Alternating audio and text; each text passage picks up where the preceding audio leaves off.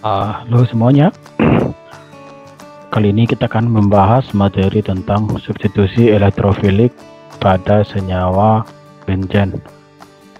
Jadi di sini senyawa aromatik sebenarnya ya, tapi yang kita pilih di sini senyawa benzen karena benzen merupakan senyawa aromatik. Nah, sebelum kita lanjut ke substitusi elektrofilik pada senyawa benzen, kita lihat dulu reaksi pada senyawa benzen ya. Kenapa benzen bisa mengalami reaksi substitusi elektrofilik? Kita akan lihat dulu di sini ya.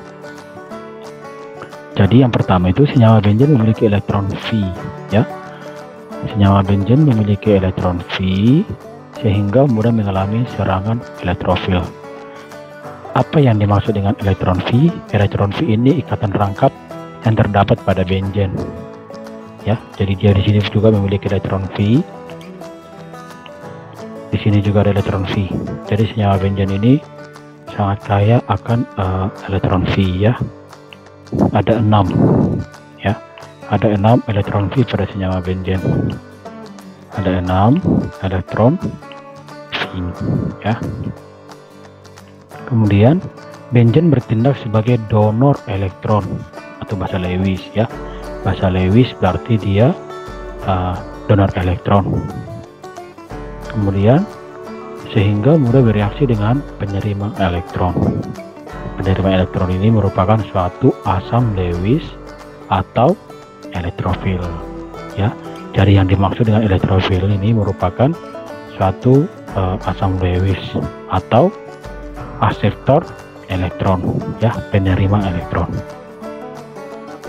Kemudian elektron V pada senyawa benzen merupakan ikatan rangkap terkonjugasi sehingga benzen sangat stabil ya.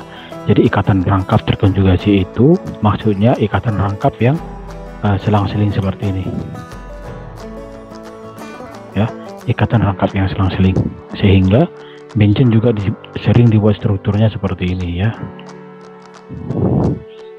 Nah, ini artinya ikatan rangkap pada benzen itu mengalami resonansi atau berpindah-pindah sehingga dia sangat stabil ya.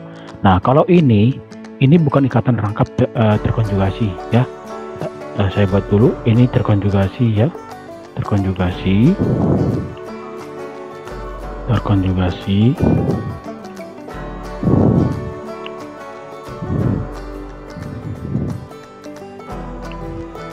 Nah, kalau ikatan rangkap pada senyawa alken yang di atas contohnya ya, ini namanya ikatan rangkap terisolasi ya. Terisolasi itu artinya dia berjauhan ya, terisolasi.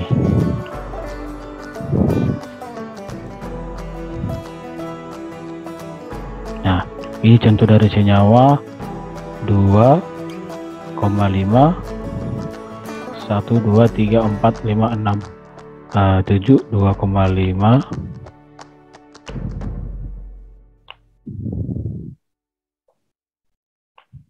heptadiena ya, heptadiena.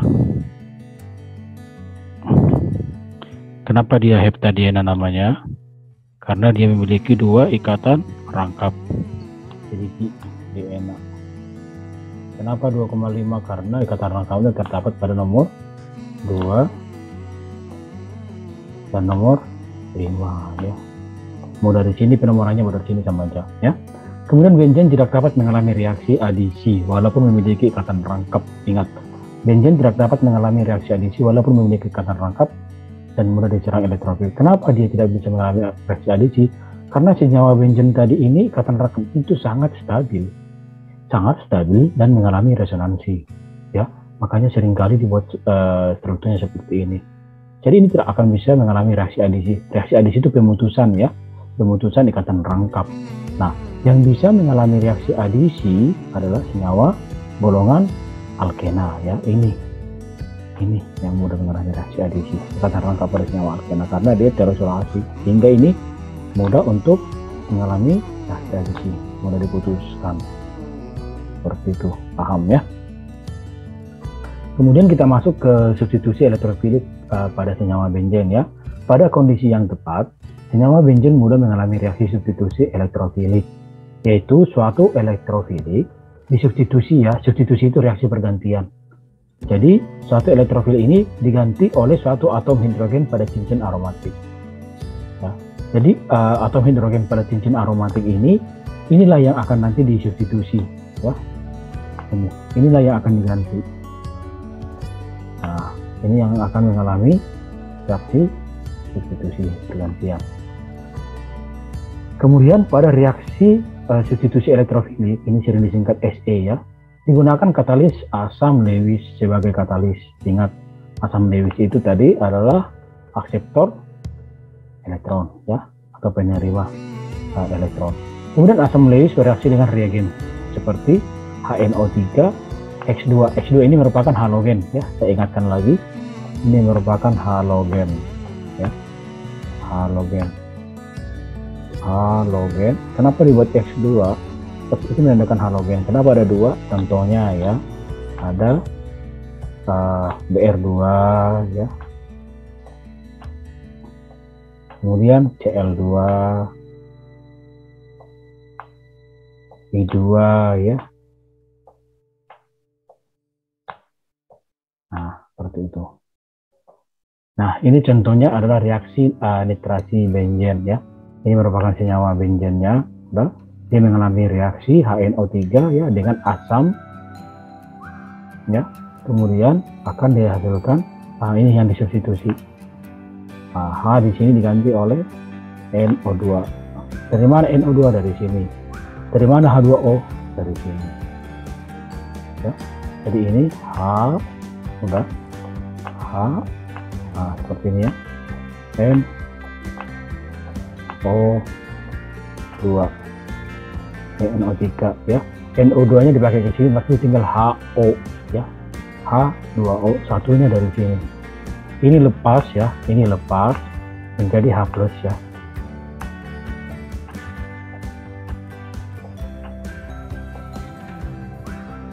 Dan sementara ini H terus NO3 ini yang akan masuk ke sini.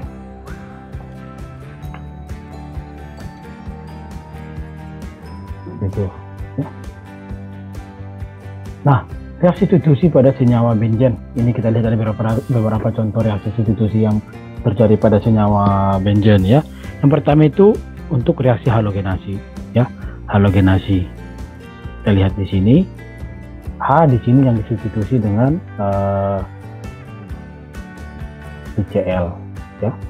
Satu benzen ditambah dengan Cl2 ya, dengan menggunakan katalis FeCl3 pada temperatur 30 derajat Celcius. Nah, di sini hanya dapat terjadi pergantian ini ya. Hanya lepas ya. Kemudian si Cl, nah Cl2 ya. Berarti ada 2 Cl. Nah, ini Cl-, Cl-. Ya. Cl- satu menyerang sini. Ya, kemudian di sini kan si Cl masuk ya. Kalau digambarkan dia seperti ini masuknya si Cl. Nah, saya buat tanda seperti ini aja biar lebih gampang ya. Nah, kondisi seperti ini masuknya si Cl. Kemudian si H-nya lepas ya. H lepas. Di sini ada 2 Cl ya. Cl yang satu ke sini, nanti Cl yang satu lagi ke si H+. Sehingga dia menghasilkan Cl ya. Kemudian dengan klorobenzen ya. Ini benzen ditambah Cl2 dengan katalis FeCl3 menghasilkan klorobenzen ya, dengan asam klorida dengan HCl. Nah, kemudian contoh halogenasi untuk yang menggunakan reagen Br2 ya. Ini satu benzen ditambah Br2 dengan FeBr3 ya, sama temperaturnya 30 derajat Celcius, maka dihasilkan senyawa bromobenzen ya. Senyawa bromobenzen dengan HBr ya, asam bromida. Kalau di sini juga contoh ini kita lihat yang berganti itu hanya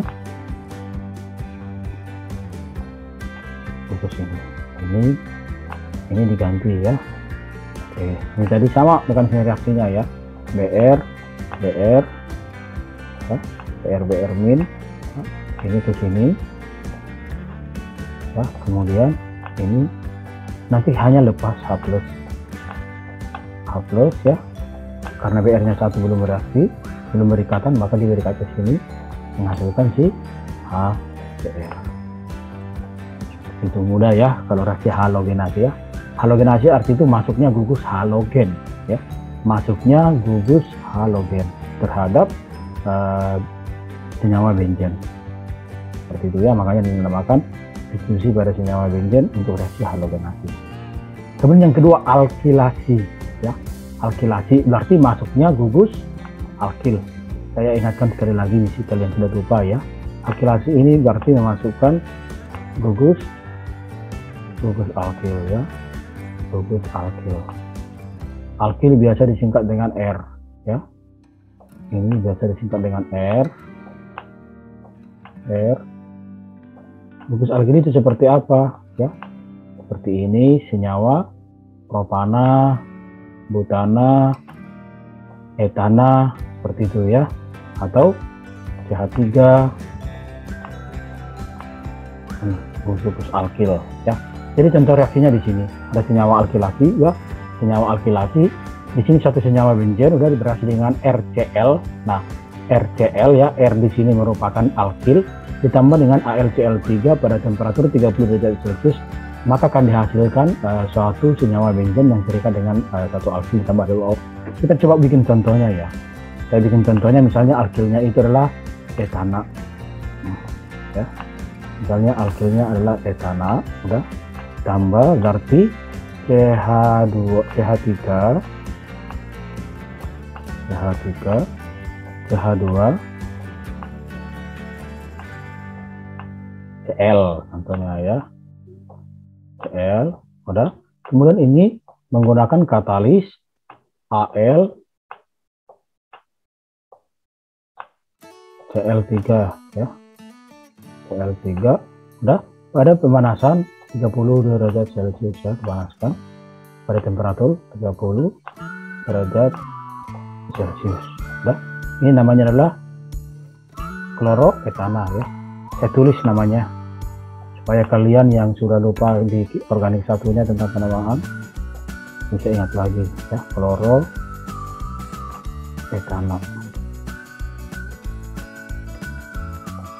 Oke, ini satu benzen ya, satu benzen. Maka di sini akan dihasilkan satu senyawa benzen yang teralkilasi. Ya, di sini berarti masuk si CH3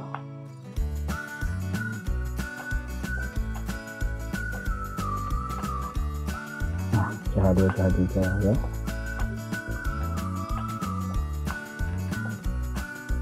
Ditambah dengan H2O.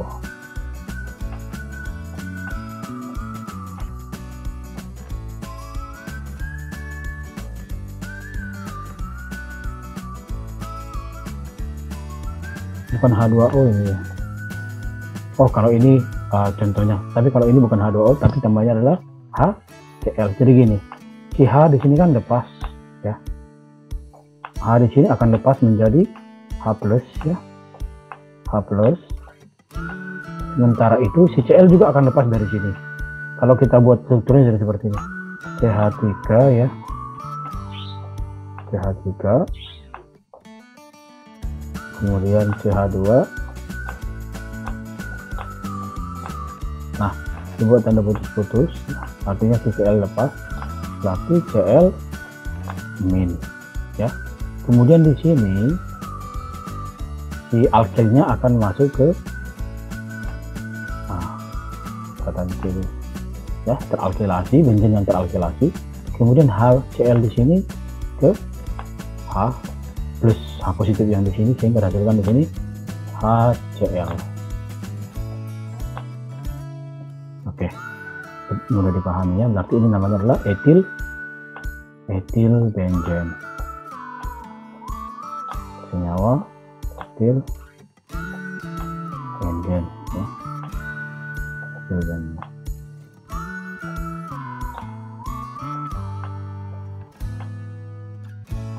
Oh, satu lagi ya, saya mau ingatin, siapa tahu lupa, untuk penamaan senyawa aromatik atau senyawa benzen digunakan posisi ortometapara ya.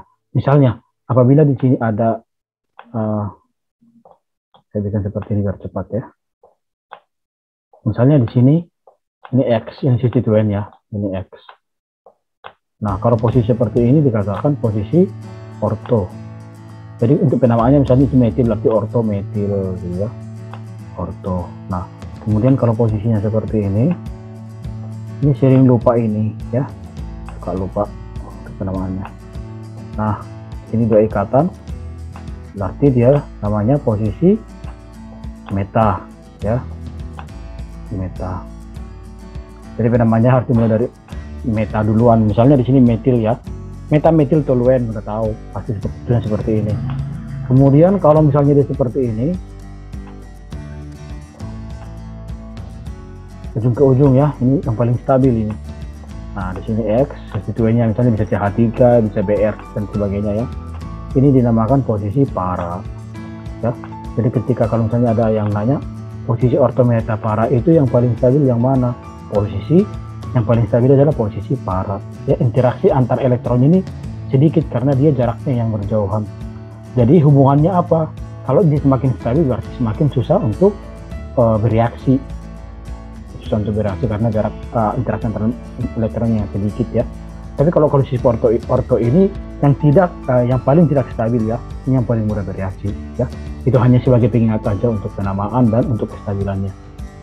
Siapa tahu kalian lupa ya. Kemudian ini asilasi ya, asilasi, reaksi asilasi. Ada satu asil ya, gugus asil. Ini halida asam ya, dengan AlCl3 pada temperatur 80 derajat Celcius. Ini cukup panas ya, 80 derajat Celcius. Maka akan dihasilkan suatu fenil keton ya, suatu fenil keton. Ini dia ya. Jadi si H di sini udah, nanti akan masuk gugus asil yang di sini ya. Ini dia, salah kotak ya, yang ini R C O R ya. R di sini adalah si benzennya, ini dia ya. Jadi akan dikasihkan satu fenil ya, fenil keton. Ini keton. Kalau saya bikin di sini CH3 misalnya, R-nya dengan CH3, berarti dia adalah metil keton. Suatu fenil metil keton ya namanya. Ini HCl-nya dari mana ini? Cl yang di sini seperti biasa ya, Cl min-nya kan, Cl-nya berarti lepas. Cl min hanya lepas, ini menjadi H positif. Selalu seperti itu reaksinya ya. Kemudian si Cl ini akan menyerang si H plus untuk merikatan menjadi HCl. Seperti itu ya. Kemudian yang keempat, reaksi nitrasi benzen seperti yang tadi udah ada dijelaskan sebelumnya ya. Nitrasi benzen. Di praktikum sering ini membuat senyawa nitrobenzen. Ya. Senyawa nitrobenzen, tapi jangan bikin senyawa trinitro ya. Itu bisa menghasilkan ledakan atau bom ya. Nah, nitrasi benzen, nitrasi berarti benzen ada masuk gugus nitrasi ya. Ini disebut dengan nitrasi nitro ya, ini nitrobenzen. Nah, nitrasi benzen, kalau misalnya suatu senyawa benzen di praktikum ya sering ya, senyawa benzen ditambah dengan asam HNO3 ya, asam nitrat dengan H2SO4, maka si NO2 dari HNO3 ini ya, NO2 dari HNO3 akan tersubstitusi oleh salah satu si H NO2 ya, akan masuk ke sini sehingga dihasilkan senyawa nitrobenzen. Tapi harus ada pemanasan sedikit ya. Kalau nggak dipanaskan nanti reaksinya lama dan bisa juga nggak terbentuk nitrobenzen. Tambah dengan H2O ya. Dari mana hanya 2? satu dari sini yang lepas, satu lagi dari sini ya.